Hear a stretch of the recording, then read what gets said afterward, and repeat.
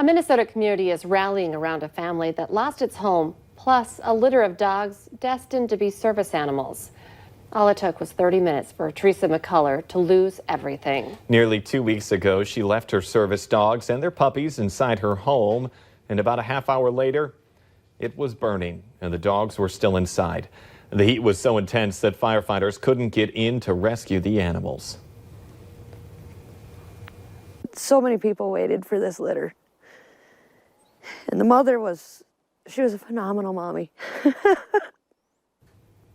McCullough says people are dropping off supplies for her and even helped her plant a memory garden for her dogs.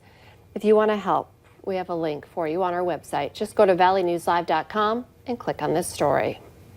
One student is dead and 7 others injured after a shooting at a Colorado school. It happened yesterday afternoon in Highlands Ranch. An 18-year-old boy died, and authorities say some of the students who are hurt are in critical condition. Police say 2 gunmen walked into the school and started shooting in 2 separate locations. Officials believe both suspects are students at the school.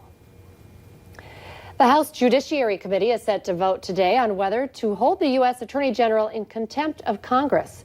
William Barr has refused to comply to a subpoena to release Robert Mueller's complete report to Congress. The committee chairman had set Monday morning as the deadline for the Justice Department to provide Congress with the full unredacted report. Restrictive new abortion rules are set to take effect in Georgia next year. The governor signed a bill into law yesterday that makes it illegal to terminate a pregnancy after a fetal heartbeat is detected. That usually happens about 6 weeks into a pregnancy. Not every woman even knows that she's pregnant within that time frame. Abortion rights activists are vowing to challenge the new law in court. Improved video surveillance technology helped Moorhead Police and the U.S. Marshal Service put a name to the face of a robbery suspect. They say 51-year-old Robert Evans held up the Gate City Bank inside the Southside Hornbacher store last week. He doesn't have a local address, but he does have an outstanding warrant out of West Virginia. Police don't believe Evans is still in this area. He was last seen driving a 2007 Chevy Tahoe with Iowa license plates, DNL 661. Investigators say Evans walked up to a teller, handed over a note demanding money, and said he had a weapon. Police say he got money and left on foot. Robbery charges are being filed by the Clay County Attorney's Office. Warmer weather brings mosquitoes, ticks, and bugs, and there are some ways that we can try and keep all those creepy crawlies from getting on us. The Valley Today's Abby Furchner joins us live this morning, talking to an expert on how we can be bug-free this summer. Good morning, Abby. Good morning, Lisa and Jordan. I'm here with Ben Prather with the Cass County Vector Control and why it's important to spray your clothes and your body when trying to get rid of those mosquitoes. You can also spray your home. Yeah, so we've got a couple different types of products, and I guess first and foremost are the types of active ingredients that you would place in standing water. So these products you can find very commonly at your home, hardware stores, etc. Those are meant for, types of areas that you cannot physically drain, or maybe like an artificial pond or things like that. So they're the exact same kinds of ingredients that we use at Cass County, and some in fact are actually organically certified. So those are always good for standing water treatments.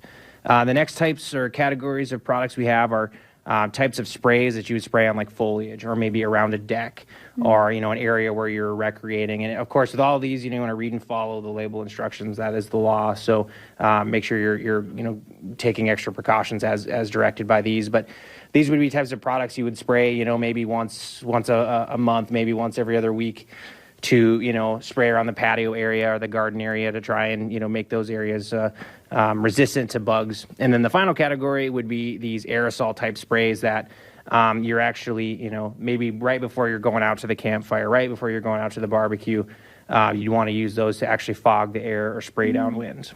And I know ticks are too sometimes a concern. Do these help with that as well? So for ticks, there's a couple different steps you want to take. So the primary, cause of having ticks on a particular yard are primarily from their main hosts, which are rodents. So when we talk about good yard hygiene for mosquitoes, that actually applies for ticks as well. So getting rid of areas where you might have ground squirrels or mice or things of that nature, making sure you're removing food sources and whatnot.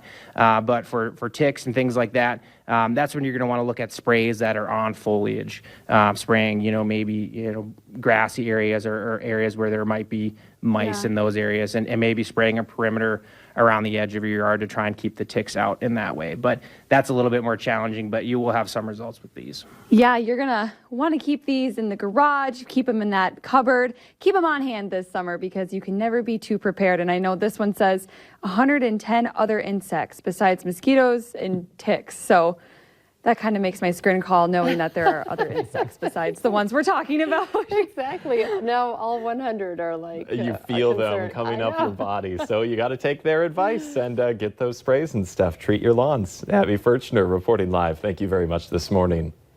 An elderly Minnesota man is in serious condition after troopers say he pulled out in front of a car and ended up in the ditch. We have that story still to come on the Valley today. Plus, why you need to be watching for a lot more kids on bikes or maybe walking to school today. If you're going to be outside, make sure you've got your rain gear. It's a little soggy out there in the Southern Valley. We'll have details in your forecast coming up right after this.